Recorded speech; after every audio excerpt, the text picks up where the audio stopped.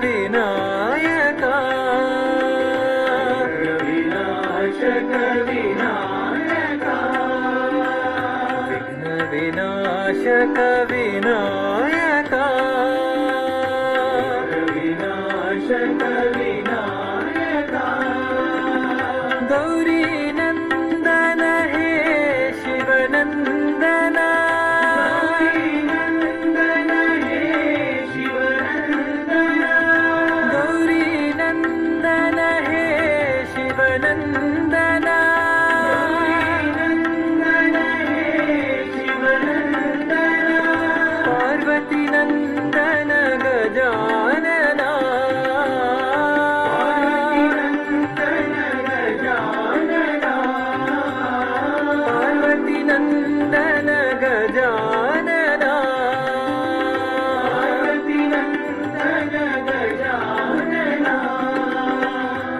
मूषिकवाहन गजानना मूषिकवाहन गजानना मूषिकवाहन गजानना मूषिकवाहन गजानना मोदक हस्ता गजानना मोदक हस्ता गजानना मोदक हस्ता गजानना मोदक हस्ता गजानना विनायका विनायका विनायका विनायका विघ्न विनाशक विनायका विनाशक विनायका गौरी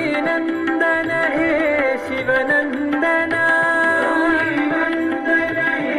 शिवनंदन पार्वती नंदन गजानना पार्वती नंदन गजानना मूषिकवाहन गजानना मूषिकवाहन गजानना मोदक हस्ता गजानना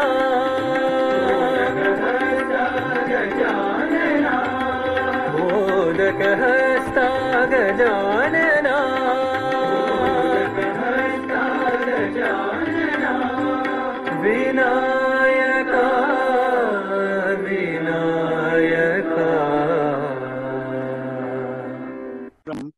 श्री रामचंद्र ने अधिक दुविधा में ना पड़ने से बाबा की कृपा और आदेश समझा, क्योंकि अनेकों रहस्य ढंग से बाबा की उन पर कृपा होती रही थी, जैसे उनके पूजा गृह में बाबा के चित्रों से विभूति का झरना आदि। अतः श्री रामचंद्र ने तार में दी गई तिथि 5 मई को ही अपने दोनों पुत्रों का उपनयन संस्कार करने का निर्णय कर डाला और बाबा ने उस दिन अपने उपस्थित होने का परिचय इस प्रकार दिया कि सायंकाल वन में सम्मिलित लगभग 1000 लोगों ने ऐसा अनुभव किया कि वहाँ जो सोफा बाबा के लिए रखा गया था वो खाली नहीं था। जब आरती संपूर्ण हुई तो लोगों ने देखा कि सोफे पर बिछी हुई रेशमी चादर में सलवटें पड़ी हुई थी, जिससे वे इस निष्कर्ष पर पहुंचे कि बाबा वहां आकर विराजे थे। इसके अतिरिक्त उस सोफे की सीधी भुजा पर जो पुष्प रखे गए थे, जैसे प्रशांति निलय रखे जाते हैं, वे दबे हुए थे, जैसे बाबा आकर सोफे पर विराजे हों और उन पुष्पों पर अपना हाथ रखा हो। समझने वालों के लिए तो इतना ही पर्याप्त होता है। धर्म स्थापना के जिस महान कार्य के लिए बाबा मानव रूप में आए हैं, उसके संबंध में विचार करते समय हम वैदिक विद्वानों की उस परिषद की ओर देखें, जिसकी स्थापना बाबा के मार्गदर्शन निर्देशन में हुई है और जिसका कार्य 1964 से देश के एक प्रांत से दूसरे प्रांत में नित्य प्रति बढ़ता चला जा रहा है। सन 1964 में मर्यादा पुरुषोत्तम भगवान श्री राम के जन्म दिवस रामनवमी के पावन पर्व के अवसर पर बाबा ने अपनी योजना प्रकट की। उस दिन बाबा गोदावरी नदी के तट पर स्थित राजमुंदरी में थे। संध्या समय बाबा कुछ पंडितों के साथ एक बोट में सवार होकर एक टापू पर पहुंचे। शीतल ध्वल चांदनी छिटक रही थी। के सम्मुख एक वृत्ताकार मंडल में सब लोग श्रद्धा और भक्ति भाव के साथ बैठ गए। बाबा ने संसार की दशा का वर्णन किया और कहा कि भारत को ऐसी स्थिति में अपने सनातन धर्म के दिव्य प्रकाश से संसार का मार्गदर्शन करना चाहिए। बाबा ने कहा, आवश्यकता है मनुष्यों की आदतों को सुधारने की, उसके चरित्र के पुनर्निर्माण की, उसके विचारों, रहन सहन और आचरण की परिशुद्धि की, उस नित्य सत्य आध्यात्मिक धरोहर की ओर अभिमुख करने की, जिसके महान मूल्य और महत्व को भूलकर एक मिनट देखना जरा। वह भौतिक सुख और एक आर्थिक मिनट। ऐश्वर्य की ओर एक बड़ा भागा पंगा जा है। रहा है। इस प्रकार अपने पता नहीं कि इस प्रकार अपने विचार प्रकट करते हुए बाबा ने अपने हाथ में वहां की रेत उठाई और उसमें से चमकती हुई भगवान श्री राम, माता सीता, लक्ष्मण और हनुमान जी की मूर्तियां प्रकट कर दी।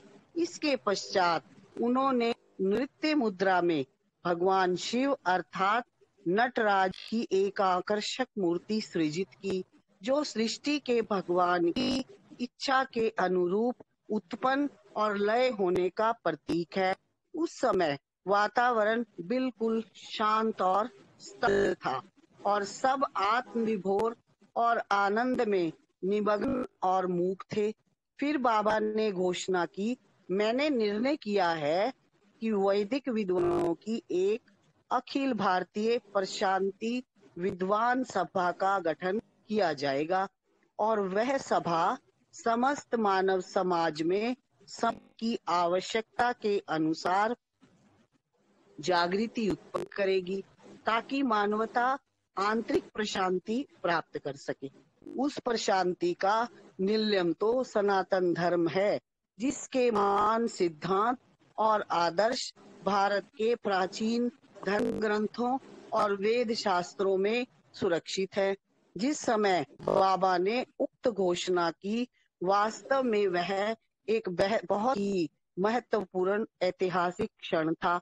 बाबा ने तो पहले ही 40वें दशक में ये कह दिया था कि मैं वैदिक धर्म का सुदृढ़ नींव पर पुनरुत्थान करूंगा। सन 1955 में अक्टूबर मास की पहली तारीख को प्रातः 9:30 बजे की बात है। स्वामी अमृतानंद बाबा के से साक्षात्कार करके बड़े प्रसन्न और आह्लादित दौड़ते हुए मेरे पास आए और कहने लगे, मेरे पास एक बड़ी धनराशि थी।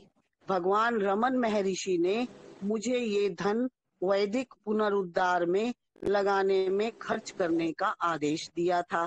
पहले मैंने इस धन को बनारस बैंक में जमा किया और बाद में एक नया में ट्रस्ट में जमा किया।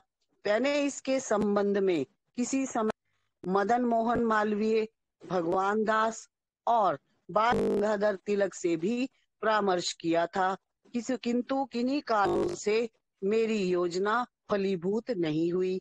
किंतु मेरे बिना कुछ कहे ही मेरी इस आंतरिक अपूर्ण इच्छा को बाबा ने प्रकट करते हुए कहा है कि अब और अधिक चिंतित होने की आवश्यकता नहीं है।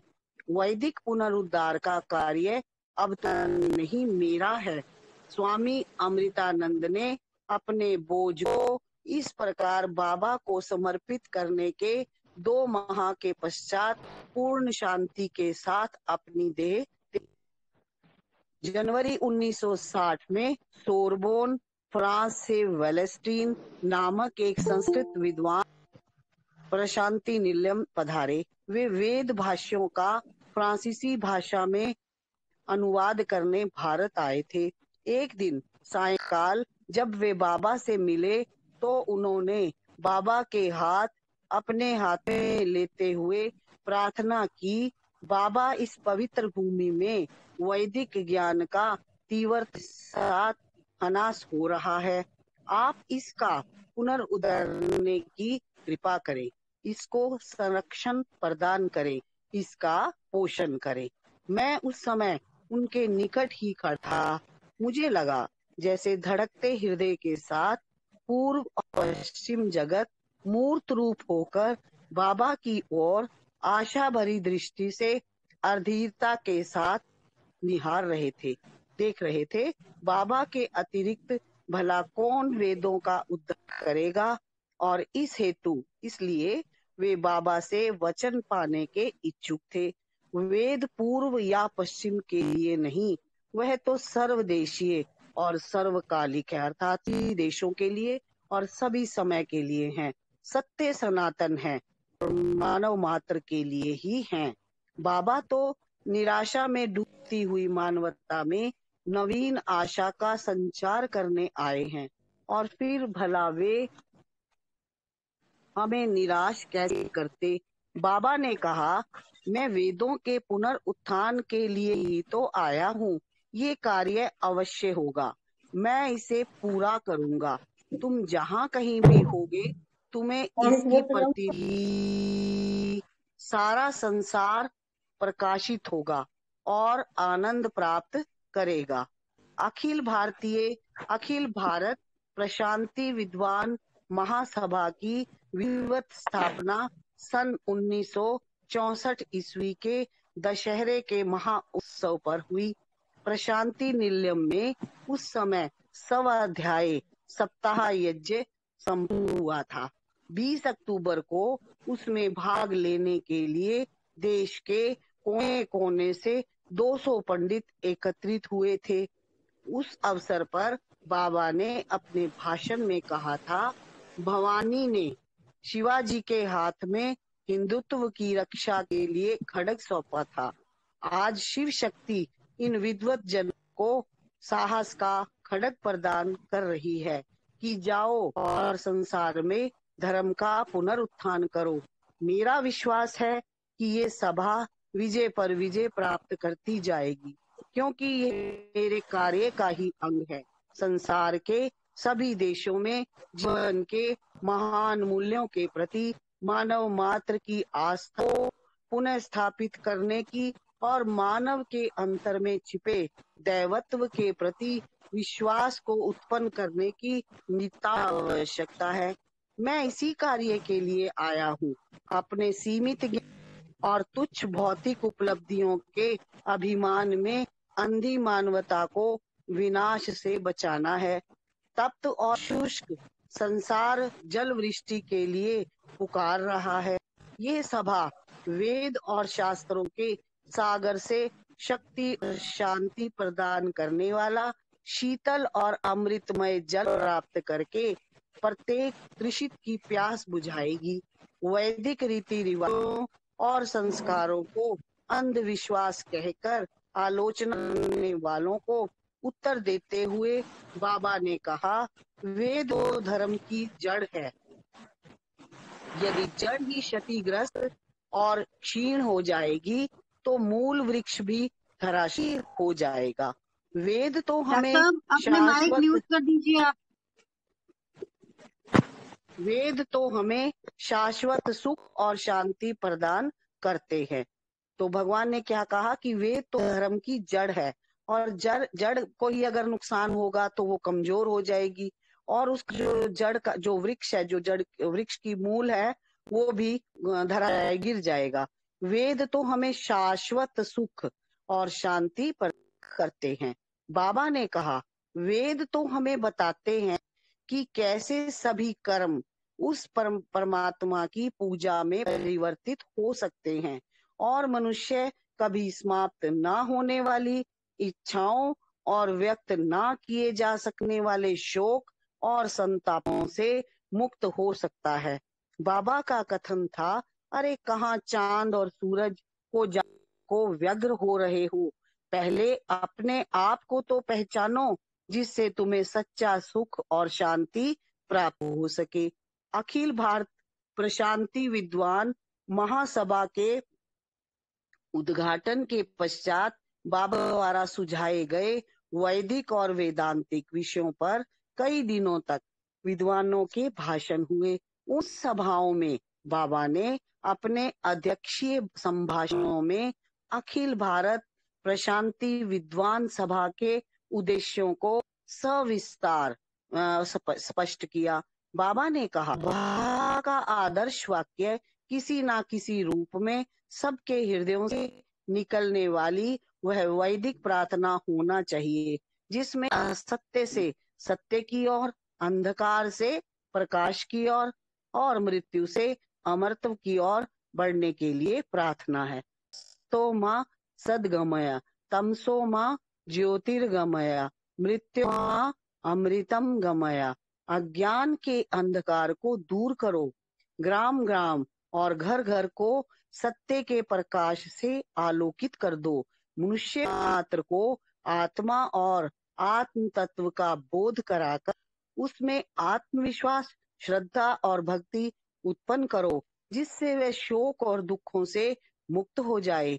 जो ज्ञान पिपासु हैं, सच्चे जिज्ञासु हैं और संरक्षक पाने के अधिकारी हैं, उन्हें प्रेम और सहानुभूति के साथ अपना ज्ञान और अनुभव प्रदान करो। उन्हें उनकी निज की शक्ति और ज्ञान का स्मरण कराओ और उनमें श्रद्धा और विश्वास जागृत करो। किसी के भी धार्मिक विश्वासों को ना तो नष्ट करो और ना ही किसी नए पंथ का निर्माण करो। आवश्यकता तो आध्यात्मिक प्रयासों और कार्यों के प्रति श्रेयात्मक और क्रियात्मक दृष्टिकोण अपनाने और उच्च आदर्शों को जीवन में उतारने की है। किसी के श्रद्धा और विश्वास पर आघात मत आने दो, क्योंकि श्रद्धा का पौधा बड़ा मूल्यवान किंतु साथ ही अति कोमल होता है और प्राप्त हवा के झोंके से उसके झुलस जाने का भय रहता है। दयालु बनो, विवेकी बनो, अपना जीवन प्रेम और सहिष्णुता, सेवा और त्यागमय बनाओ, जिससे अन्य लोगों को भी तुम्हारा आदर्श जीवन से प्रेरणा प्राप्त हो। इन पंडितों विद्वानों को अंततः लंबे अध्ययन और स्वाध्याय का सुफल प्राप्त हो गया, क्योंकि अब ये इस सभा के माध्यम से अपने अर्जित ज्ञान और अनुभव के आनंद का सबके साथ मिलकर लाभ उठा सकते हैं।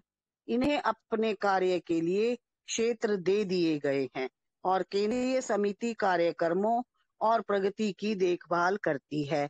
इनका कार्य वेदों, शास्त्रों तथा अन्य प्राचीन धर्म ग्रंथों के अनुसार ज्ञान, कर्म और उपासना का सुपात्र हृदयों में बीजारोपण करना, भागवत, महाभारत और में वर्णित भगवान के यश के प्रति लोगों के हृदय में श्रद्धा और प्रेम उत्पन्न करना है, जिससे वे अपने जीवन को सात्विक और सफल बना सकें।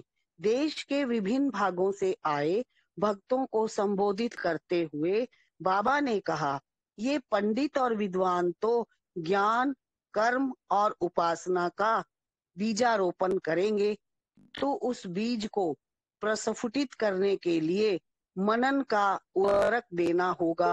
अंकुर फूटने और पौधा जमने पर उसके पल्लवित और फलित होने तक उसकी पूरी देखभाल करनी होगी, संरक्षण देना होगा। उसे काम, क्रोध, लोभ, मोह और अहंकार के विनाशकारी कीटाणुओं से बचाना होगा। तब कहीं आपको प्रेम की फसल उपलब्ध होगी, जिसके अन्न के सेवन से आप प्रशांति प्राप्त कर सकेंगे। बाबा ये भली प्रकार जानते हैं कि शास्त्रों के आदेशों और उपदेशों के अनिवार्य तत्वों को सामान्य जनता को पूरी तरह से समझाने और हृदयंगम करवाने के लिए उन्हें रोचक और आकर्षक ढंग से प्रस्तुत करने की पंडितों को कला आनी चाहिए, ज्ञान और अनुभव होना चाहिए। बाबा ने पंडितों को सचेत किया कि जब तक वे स्वयं उन बातों का आदर्शों जिनका वे उपदेश देते हैं सत्य निष्ठा के साथ परिपालन नहीं करेंगे, उनके भाषण केवल ढोंग और आडंबर मात्र होंगे जिनका लोगों पर कोई प्रभाव नहीं पड़ेगा। इसी प्रकार लोगों को भी प्रशिक्षित करने की आवश्यकता है कि उन्हें ऐसे संभाषणों को सुनने की जिज्ञासा हो जिन्हें सुनकर उनमें आध्यात्मिक जीवन के संबंध में बताई गई बातों को जीवन में दृढ़ता के साथ पालन करने के लिए संकल्प लेने और उन्हें पूरा करने की प्रेरणा प्राप्त हो सके। कहते हैं कि दंभ और पाखंड, ढोंग और आडंबर सबसे पाप हैं, आध्यात्मिक दुर्बलताएं हैं, कमजोरियां हैं, आत्म प्रवंचना और कायरता है। अपने अंतर में छिपे दैवत्व को पहचानने और उजागर करने से इन सब रोगों से मुक्ति स्वतः ही हो जाएगी, क्योंकि आत्मा सदा निर्विकार रहती है। उस पर किसी प्रकार के पाप का कोई प्रभाव नहीं पड़ता है। वह प्रशांति विद्वान सभा नई नहीं है, यह तो सनातन है।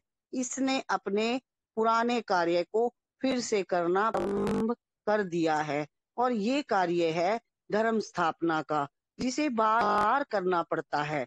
इस समय अवसर है जब आप इस महान कार्य में अपना योगदान दे सकते हैं और अपने जीवन को सार्थक बना सकते हैं। उस आह्वान को अनसुना करना कठिन था। गांवों और नगरों में अपने अपने यहाँ सभा की बैठकें और सम्मेलन करवाने के लिए स्पर्धा होने लगी, ताकि अधिक से अधिक लोगों को उस आयोजन लाभ प्राप्त हो सके। सभा के सदस्य देश के लब्ध प्रतिष्ठित नागरिक थे। उस समय सभा के अध्यक्ष डॉक्टर बी रामकृष्ण राव थे, जो संस्कृत और तेलुगु भाषाओं के महान पंडित थे। विख्यात बहुभाषाविद, सामाजिक और राजनीतिक क्षेत्र के अग्रणी नेता थे, जिन्होंने आंध्र प्रदेश के मुख्यमंत्री, केरल और उत्तर प्रदेश के राज्यपाल के रूप में देश की सेवा की थी। विद्वानों की एक केंद्रीय समिति है।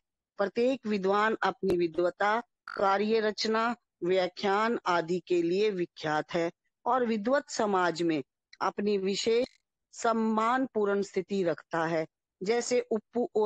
जैसे उपपुलूरी गणपति शास्त्री गल, जो अन्वय अर्थवाचस्पति के नाम से सम्मानित हैं। कोल्लूरी सोमशेखर शास्त्री अपने विद्यार्थियों में कुलपति के सम्मान से सम्मानित हैं। बुलुसु अपन्ना शास्त्री दर्शन अलंकार के रूप में विख्यात हैं और उन्होंने शंकर गीता भाष्य पर अपनी टीका लिखी है। रेमिल्ला सूर्य प्रकाश शास्त्री समवेद विद्या भास्कर कहे जाते हैं। वाराणसी सुरमनैया शास्त्री व्यासचित ग्रंथों के अद्भुत विद्वान होने के नाते बाल व्यास के रूप में प्रसिद्ध हैं। गंडीकोट सुब्रमण्य शास्त्री वैदिक विद्या के आचार्य हैं और धर्मशास्त्र विद्वान हैं। पिशीपति कृष्णामूर्ति शास्त्री समस्त ज्योतिष शास्त्र और खगोल विद्या की प्राचीन पद्धतियों के आधार पर गणना करने में सिद्धहस्त प्रकांड पंडित है और इसी प्रकार के अन्य विद्वान और पंडित इस केंद्रीय समिति में हैं। ऐसे उद्भट विद्वानों को साईराम जनक, हाँ जी, अभी काफी पढ़ लिया, अगर कुछ क्योंकि फिर भूलने लगता है पिछला, तो अगर अच्छा ठीक है, कोई जिज्ञासा है या किन्हीं को कुछ कहना है तो आप कहिए, नहीं तो डॉक्टर अमर सिंह, आप कुछ अपना विचार कहना चाहेंगे? डॉक्टर अमर सिंह, साईराम। हाँ जी, साईराम साहब। ये तो सारा कुछ ऐसा कोई पदाने वाली बात नहीं है। भगवान बाबा के सारे एफर्ट्स हैं जो प्रशांति विद्वान सभा की है, उसके अंदर इन सारे विशिष्ट जनों को इकट्ठा किया उनको बताया स्वामी ने जी कि आपका क्या लक्ष्य है और किस प्रकार आपने सारे देश में अलग अलग स्थानों पर जाकर अपने आयोजन करने हैं।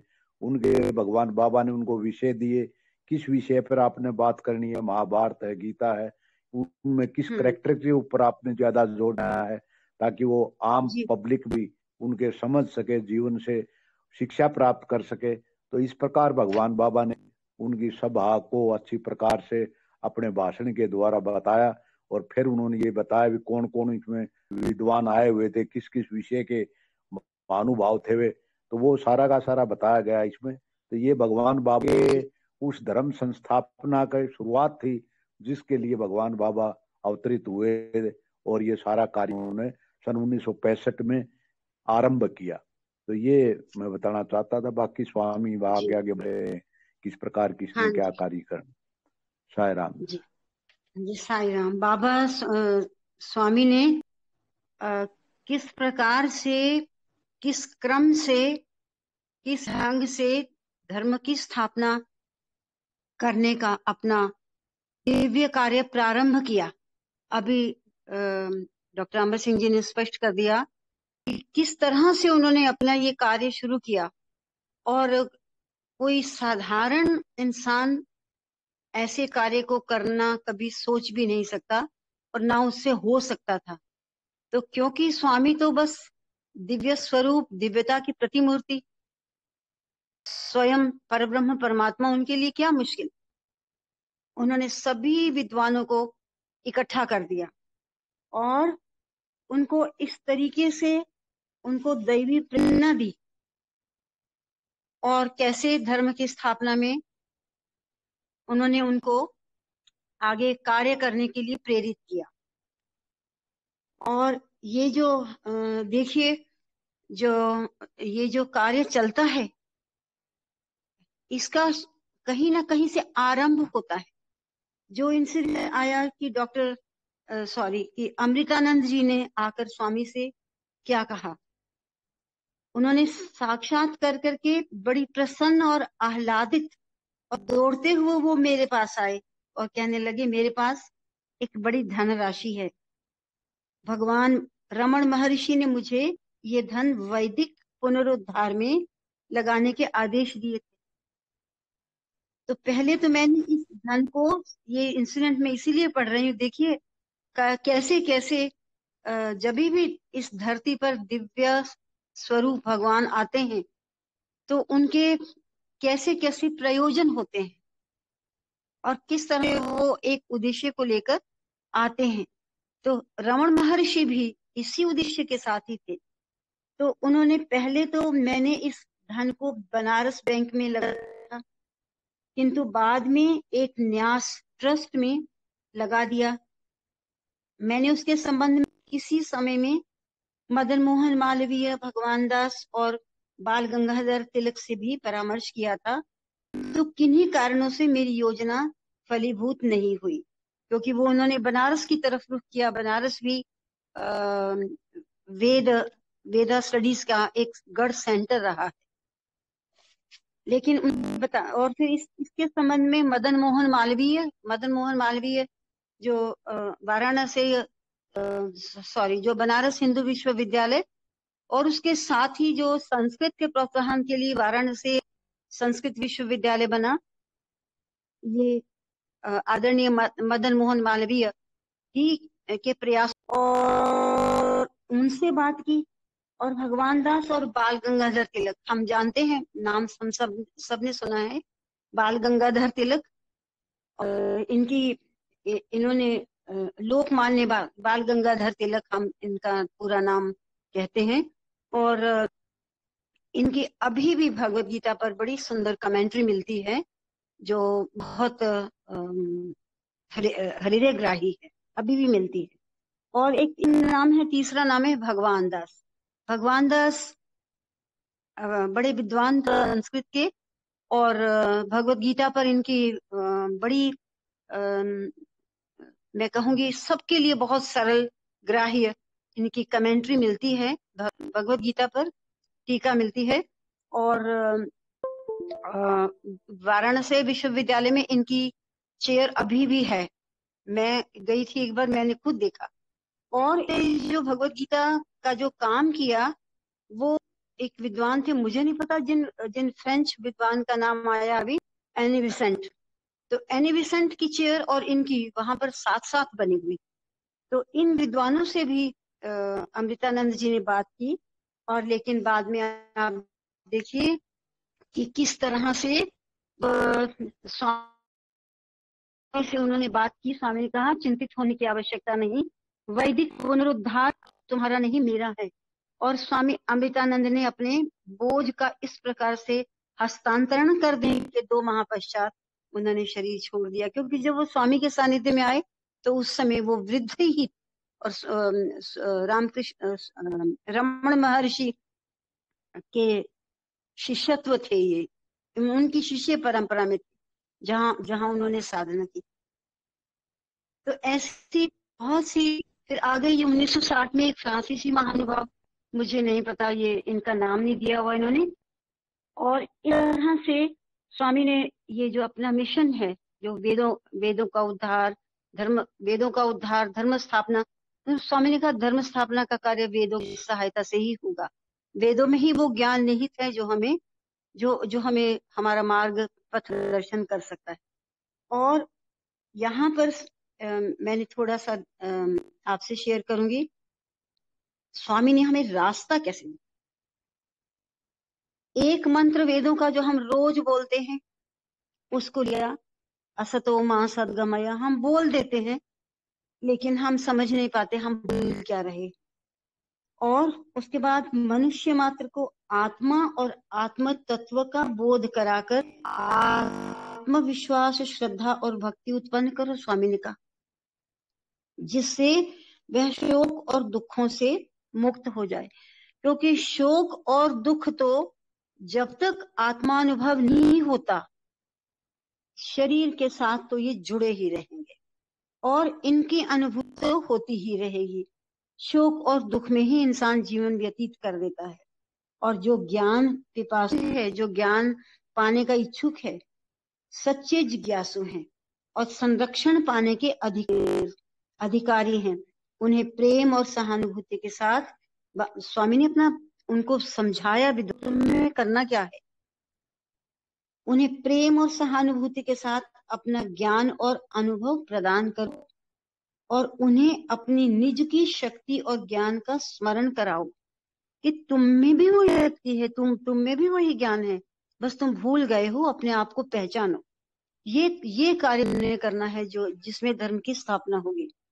और उनमें श्रद्धा और विश्वास जागृत करो। किसी के भी धार्मिक, स्वामी ने सबसे बड़ी शिक्षा दी। आज मुझे ऐसे लगता है हर एक साई भक्त अपने आप को धन्य पाता है, क्योंकि हमारा विश्वास, हमारा प्रेम, हमारा भाव हर एक धर्म के प्रति, धर्म शब्द क्या के लिए क्या कहें, हर एक सिद्धांतों के प्रति हम नतमस्तक हैं, हम उनका आदर करते हैं। तो किसी के भी धार्मिक विश्वासों को ना तो नष्ट करो और ना ही किसी नए पंथ का निर्माण करो। आवश्यकता तो आध्यात्मिक प्रयासों और कार्यों के प्रति श्रेयात्मक और क्रियात्मक दृष्टिकोण अपनाने और उच्च आदर्शों को जीवन में उतारने की आवश्यकता तो केवल ये ही है, आध्यात्मिक करने की और कार्यों के प्रति श्रेयात्मक ऐसा एटीट्यूड हो जो कल्याणकारी है, और क्रियात्मक और दृष्टिकोण और क्रियात्मक की जो काम सार्थक हो, ऐसा एटीट्यूड हो, इसी को अपनाने की आवश्यकता है। और आगे थोड़ा सा और मैं आपसे शेयर करना चाहूंगी, जहां स्वामी ने कहा कि और इसके साथ ही किसी के श्रद्धा और विश्वास पर आघात मत आने। स्वामी ने विद्वानों को कैसे समझाया, जिनको अब इतनी बड़ी जिम्मेदारी दी, उत्तरदायित्व दिया कि तुम्हें समाज में काम कैसे करना है, उनको रास्ता दिखाया, उनको उनका मार्गदर्शन किया कि तुम इस लाइन पर काम करोगे समाज में जाकर, और किसी के श्रद्धा और विश्वास आघात मत करो, क्योंकि श्रद्धा का पौधा बड़ा मूल्यवान किंतु साथ ही अति कोमल होता है। श्रद्धा तो का भाव ही ऐसा बढ़ता ही चला जाएगा, ये प्रेम, ये श्रद्धा का वृक्ष। लेकिन इस पर आघात, कोमल भी बहुत है, इसलिए इस पर कोई आघात ना हो, किसी की श्रद्धा पर किसी तरह से कोई संकेत नहीं होना चाहिए। और तप्त हवा के झोंके से हमने कहा कि ये जो श्रद्धा बड़ा कोमल फैलता है ये पौधा, और ये तप्त हवा के झोंके से उनके झुलस जाने का भय रहता है। श्रद्धा बढ़ रही है, बढ़ रही है, लेकिन कोई छोटी सी बात से ऐसा आघात होता है कि श्रद्धा आर पार हो जाती है। ऐसा मत करना।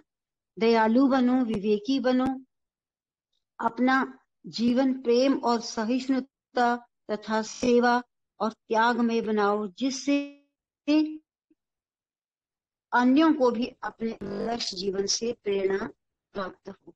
इस तरह से स्वामी ने उन विद्वानों को का मार्ग प्रदर्शन किया कि तुम इस लाइन पर जाके समाज में सेवा करो।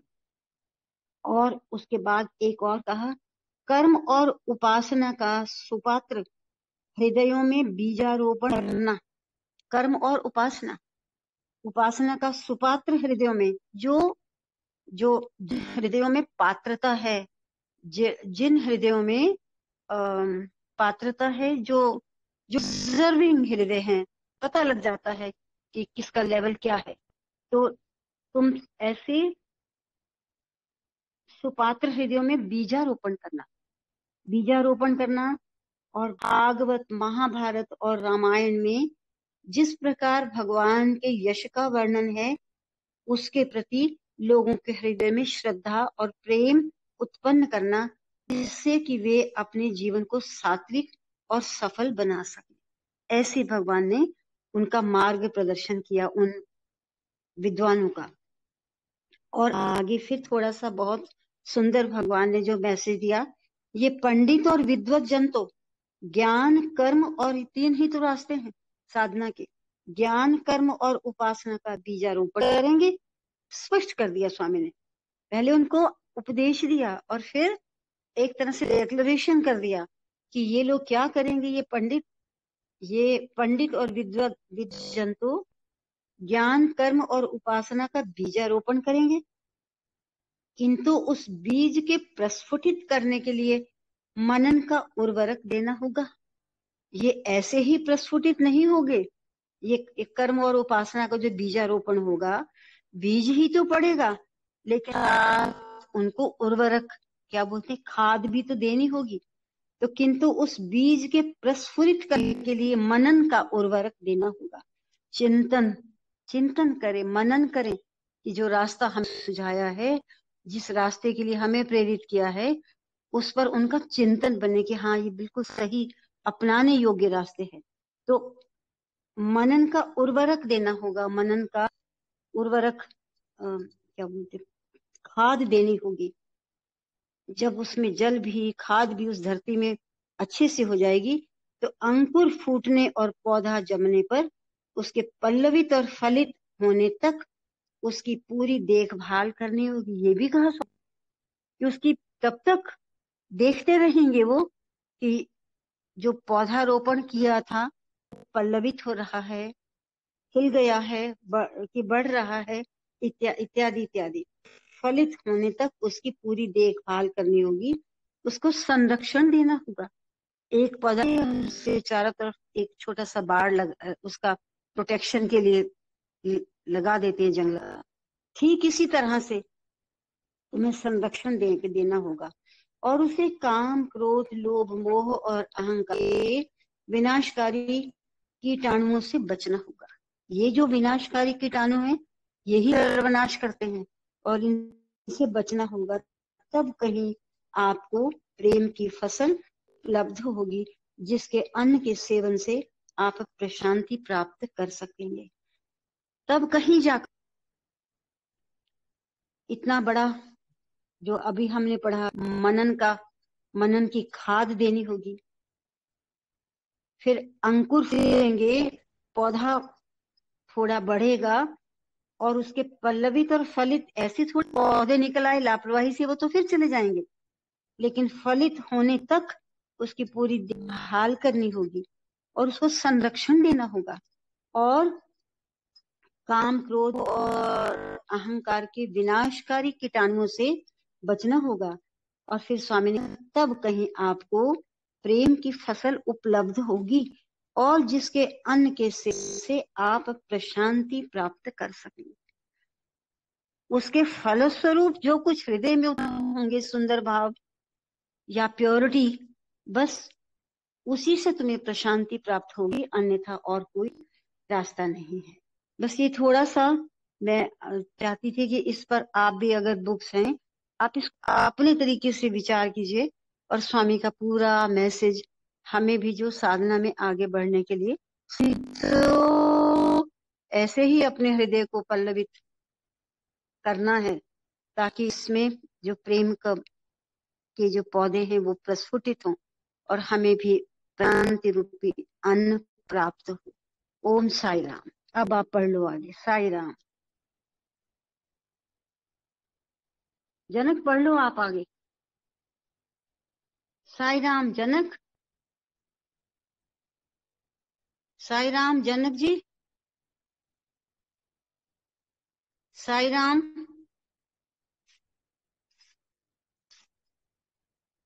जनक आप पढ़िए आगे। आप ही पढ़ दो जी, आगे आप अब शुरू कर दो। बहन जी आप शुरू कर दो। हाँ जी, पता नहीं कहाँ छोड़ा था।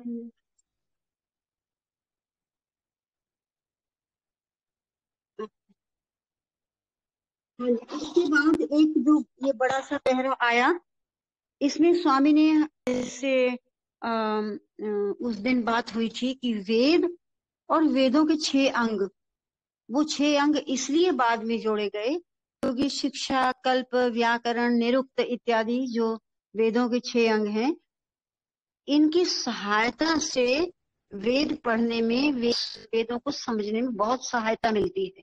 इसलिए तो ये जो पहरा है इसमें स्वामी ने हमें भी धन्य किया है। उन विद्वानों के नाम बताए हैं जो अपने अपने विषय में पारंगत है।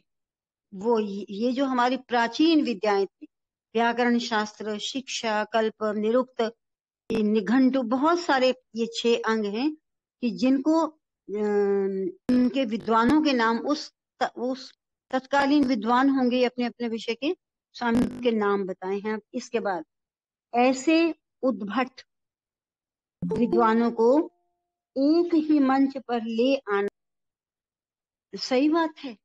विद्वानों के शास्त्रार्थ होते मैंने लाल बहादुर विश्वविद्यालय में देखे, विद्वान इतने लाल पीले हो जाते जो विभिन्न विषयों के, क्या अगर कोई एक ही दार्शनिक मत में वो लोग सहमत नहीं होंगे और अपने अपने मतों को स्थापित करने के लिए वो लोग लाल पीले हो जाते। और ऐसा ही एक दृश्य हमने देखा। फिर वहां के वाइस चांसलर थे उस समय डॉक्टर वाचस्पति। मैं शेयर इसलिए कर रही हूँ कि ये भी बहुत एक ऐसे मोमेंट्स होते हैं जो हमने सुने हैं अपने शास्त्रों में कि विद्वानों के शास्त्रार्थ होते थे बनारस में इत्यादि। लेकिन मैंने अपनी आंखों से दृश्य देखा थोड़ा सा, तो जब बहुत ही लाल पीले सभी विद्वान हो गए, उनके मतों में, सिद्धांतों में तारतम्यता नहीं बनी थी, तो तब वहां के वाइस चांसलर थे डॉक्टर वाचस्पति उपाध्याय।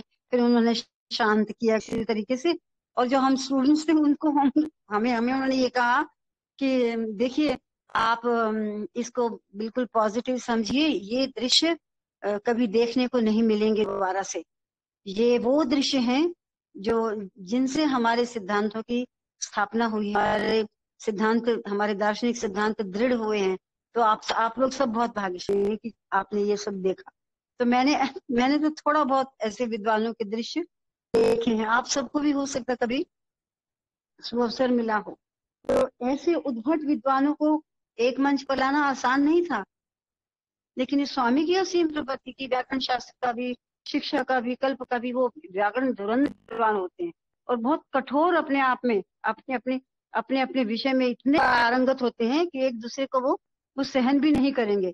लेकिन स्वामी की कृपा थी कि ऐसे उद्भट विद्वानों को एक ही मंच पर ले आना और स्वयं में ही एक महान उपलब्धि जो केवल बाबा की दैविक शक्ति और कृपा के बल से ही संभव हो सके। सभा के संदेश को जन जन तक पहुंचाने के लिए सभा की प्रथम बैठक राजा साहेब वेंकटगिरी की अध्यक्षता में वेंकटगिरी नगर में प्रसाद के प्रांगण में हुई, क्योंकि राजाओं का संरक्षण होता था इन विद्वानों को। तो इस सभा में बाबा स्वयं उपस्थित थे। बाबा ने इस बात का उल्लेख किया कि गोदावरी नदी के तट पर स्थित राज मुंदरी नगर के नागरिक ये आशा लगाए बैठे थे कि सभा की प्रथम बैठक उनके यहाँ होगी, क्योंकि विद्वान गठन का निर्णय गत वर्ष रामनवमी के अवसर पर उसके यहाँ गोदावरी नदी में स्थित एक द्वीप में किया गया था।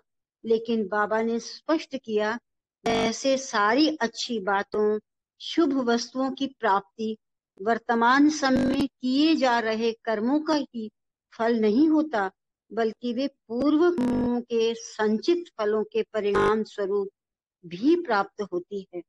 इस सभा यहाँ आयोजित होना भी इसी प्रकार है। वेंकटगिरी का राज परिवार कई शताब्दियों से धर्म का प्रचार प्रसार करने वाले पुण्य कार्यों में संलग्न रहा है।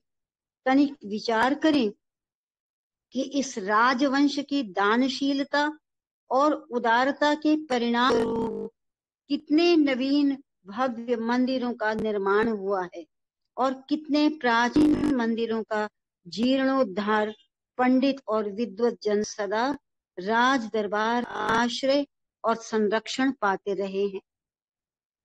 उदारता पूर्वक दिए गए दोनों के फलस्वरूप धार्मिक पुस्तकें जन साधारण पहुंच सकी हैं। ये तो मैं कहूंगी उदारता पूर्वक दिए गए दानों के होगा, ये दोनों के फलस्वरूप नहीं है। जो इस राज परिवार तो ये काम करते थे। जितने विद्वान संस्कृत साहित्य में जितने भी शब्द है, कालिदास से लेकर दान है, जितने भी विद्वान थे वो सभी किसी न किसी राज दरबार में संरक्षण पाए हुए थे।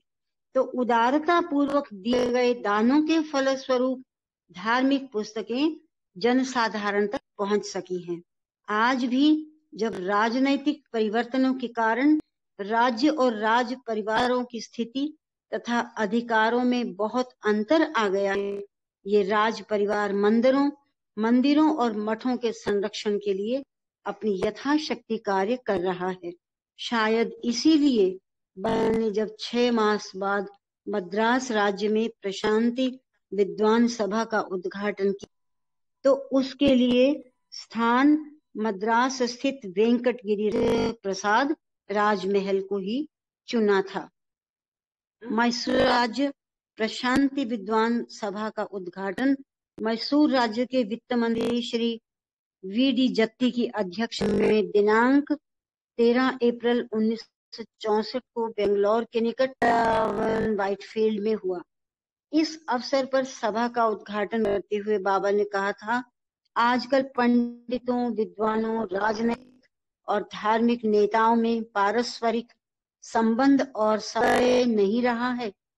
चाहे कोई कुछ भी सोचे या उनमें कोई पारस्परिक संबंध नहीं रहता। एक लंबी अवधि तक विदेशी शासन के काल में पंडितों को रूढ़िवादी और दकियासी संस्कृति का प्रतीक समझा जाता रहा और उनकी उपेक्षा की जाती रही। इस कारण ये अपनी आपसी दूरी और बढ़ती गई। किंतु जब विदेशी शासन का अंत हुआ तो इनके पारस्परिक संबंध स्थापित करने में कोई प्रयास नहीं किए गए, ये सच है।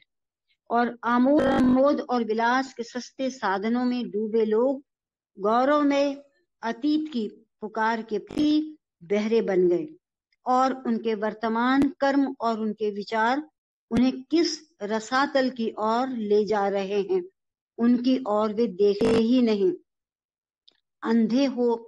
अंधे हो गए लगते हैं। जो अवसर और शक्ति देश को उपलब्ध हुई है उस अब तक सेवा और संयम के माध्यम से सुनियोजित और सुनियंत्रित रूप से प्रवाहगत नहीं किया जाएगा।